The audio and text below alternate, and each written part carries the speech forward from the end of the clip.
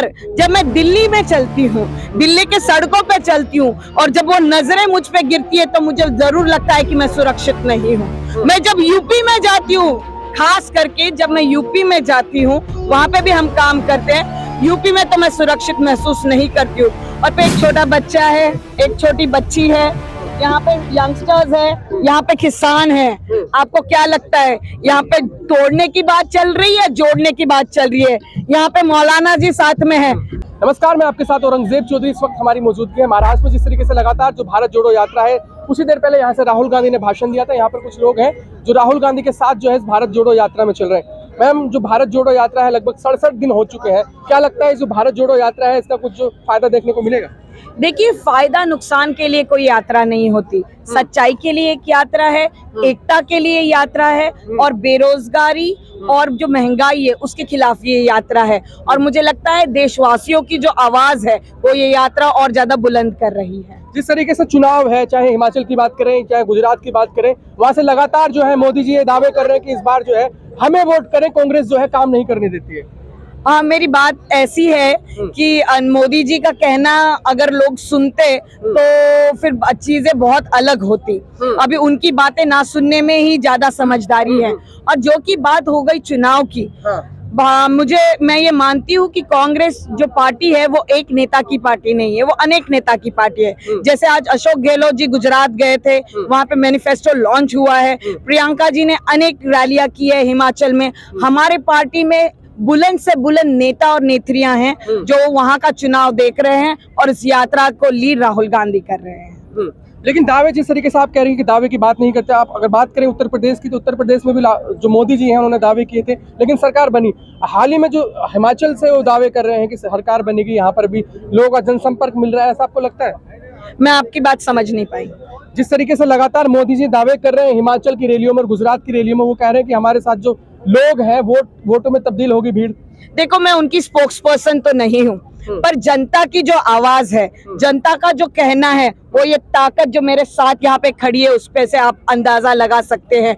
जिस तरह से कन्याकुमारी से आज हम महाराष्ट्र में हैं और मैं दावा करती हूँ कि श्रीनगर तक इसी तरह देश के लोग राहुल गांधी, कांग्रेस पार्टी, सच्चाई को बहुत ज्यादा साथ देंगे और बहुत प्यार देंगे। क्या क्या मुद्दे लेके चल रहे हैं आप? जैसे कि सभी को पता है, दो बड़े मुद्दे हैं, एक है महंगाई और बेरोजगारी।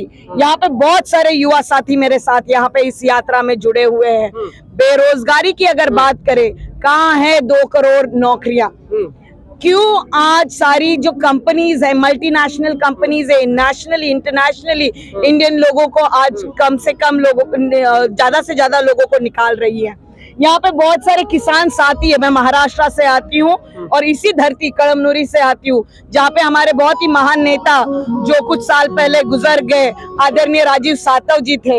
यहाँ के जो किसान हैं वो बताएंगे कि किस तरह से उनको एमएसपी नहीं मिल रहा है और एमएसपी नहीं मिलने की वजह से किसान भाइयों और बहनों का कितना नुकसान हो रहा है। लेकिन जिस तरीके से वो महिला सुरक्षा की बात करते हैं, आप भी एक महिला है, आप मानते हैं कि महाराष्ट्र की जो महिलाएं हैं सुरक्षित महसूस करती हैं? देखिए, ये जो है ये ग्लोबल फिनोमिना है, विमेन सिक्योरिटी। अगर मैं कहना चाहूँ, मैं जहाँ पे आज खड़ी हूँ, इतने भाई मेरे साथ है, मैं सुरक्षित महसूस करती हूँ। पर जब मैं दिल्ली में चलती हूँ, दिल्ली के सड़कों पे चलती हूँ और जब वो नजरें मुझ पे गिरती है तो मुझे जरूर लगता है कि मैं सुरक्षित नहीं हूँ। मैं जब यूपी में जाती हूँ, खास करके जब मैं यूपी में जाती हूँ, वहां पे भी हम काम करते हैं, यूपी में तो मैं सुरक्षित महसूस नहीं करती हूँ। और अगर आपको देखा जाए, सबसे बड़ी बात होती है पॉलिसी को लेके। पॉलिसी थी निर्भया फंड। मैं पूछना चाहूंगी, निर्भया फंड का क्या हुआ? कितने पैसे इस सरकार ने इस्तेमाल किए? कितनी महिलाओं को, कितने सारे केसेस फास्ट ट्रैक कोर्ट में चले? ये बहुत बड़े बड़े सवाल है। आप उत्तर प्रदेश की बात करें, लेकिन वहाँ के सूबे के जो मुख्यमंत्री हैं योगी आदित्यनाथ, वो कहते हैं अगर यहाँ पर जो क्राइम करता है, महिलाओं के साथ अत्याचार करता है, हम बुलडोजर चला देते हैं सीधा। तो क्या इस बात का समर्थन करना चाहिए? थू थू करनी चाहिए इस बात की। महिला सुरक्षा की बात कर रहे हैं ना, वो जो क्राइम कर रहा है। देखिए, वहाँ पे एक लड़की का बलात्कार होता है, उस लड़की के पूरे परिवार को मार दिया जाता है। जो कोई परिवार आवाज उठाता है, उस आवाज उठाने के बाद उनके घर पे बुलडोजर चलता है। ये मैं नहीं, आप भी कह रहे हैं, ये आप और मैं नहीं, पूरा देश कह रहा है।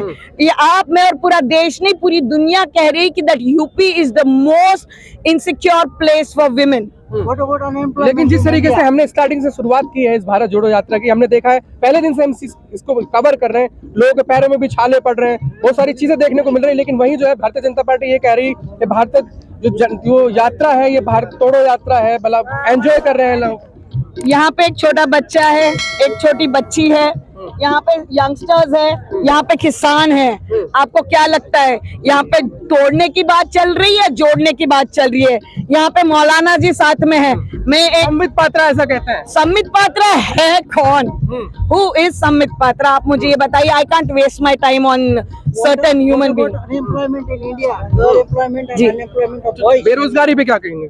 बेरोजगारी को तो आपको पता ही है, जिस तरह से सीएमआई का नया डेटा आया हुआ है, पिछले महीने में सीएमआई का नया डेटा आया, उस डेटा के अनुसार जिस तरह से नौकरियां देश में युवाओं के हाथों से जा रही है, वर्क फ्रॉम होम के नाम पे जिस तरह से बहुत सारे लोगों की कटौती की जा रही है काम से। ना केवल ये, कॉर्पोरेट जॉब्स में जो लोग वर्क फ्रॉम होम कर रहे हैं उनकी पगारों में भी कटौती की जा रही है। और जो मैं कहूँ, सरकारी नौकरियां कितनी भर्तियां पेंडिंग है पूरे देश में, रेलवे हो चाहे अदर गवर्नमेंट ऑफिसेज हो, सारी तरह बहुत सारी जगह पे पेंडिंग है, पर वो उस पे कुछ काम नहीं किया जा रहा है। अभी 8 साल हुए, वक्त दीजिए, धीरे धीरे और कितना वक्त चाहिए, और कितना वक्त चाहिए? 8 साल बहुत होते हैं। और मैं कहूँ इसके बाद वक्त नहीं देने वाली, क्योंकि ये जो ताकत है ना, ये सेक्युलर फोर्सेस को फिर से सरकार में लाने का काम। भारत जोड़ो यात्रा से आखिर में मोदी जी के लिए क्या संदेश? मैं उनके लिए सिर्फ इतना संदेश दूंगी कि हम सब प्यार में विश्वास करते हैं, हम सब एकता में विश्वास करते हैं। आइए, आप भी जो आ जाइए और भारत जोड़ो यात्रा में शामिल होइए।